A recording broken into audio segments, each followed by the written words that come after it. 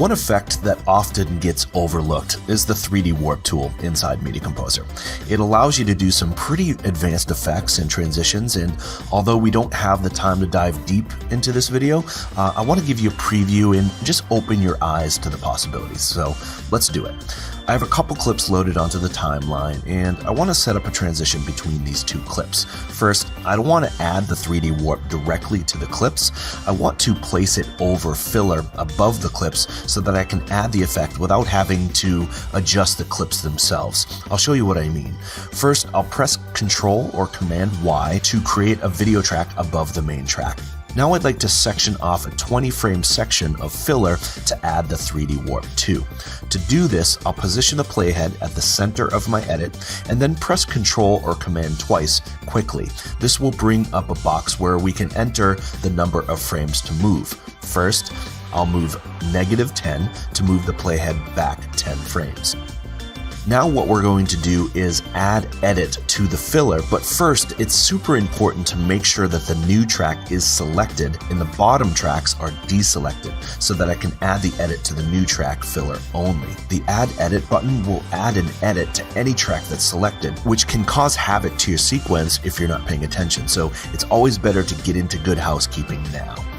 I'll hit the add edit button and you'll see that it's made an edit to just the filler. Now I'll press Ctrl or Command twice again, and this time I'm going to put in plus 20 frames to move it back to the edit and then up another 10 frames. I'll insert the edit, and what we have now is a 20 frame section of filler that we can now add the 3D Warp to. Next, we'll open up the effects palette by hitting Ctrl or Command 8, and under the blend category, we'll find the 3D Warp tool. I'll click and drag that to the filler section like so, and now let's open up the effect editor. Just look at the parameters we can customize: skew, scale, opacity, rotation, and the list goes on and on. You can keyframe any one of these parameters to make some pretty advanced effects. As I mentioned, we don't really have time to go too far into it, but let's add a rotation to show you how easy it is, and then I invite you to turn this video off and play around with the 3D Warp tool. See how awesome it is and come up with ideas and some cool effects that you can make for yourself. We'll create some more content surrounding the 3D Warp tool in the near future, but for now, I'll show you how to keyframe really quickly so that you can play around with it. So I'm going to keyframe a rotation. Let's find the rotation parameter and turn it on. Now I will right-click in the keyframe area and choose Add Start and End Keyframes. Next, we'll select the End Keyframes, and let's make a change to the rotation. I'll rotate it 360 degrees.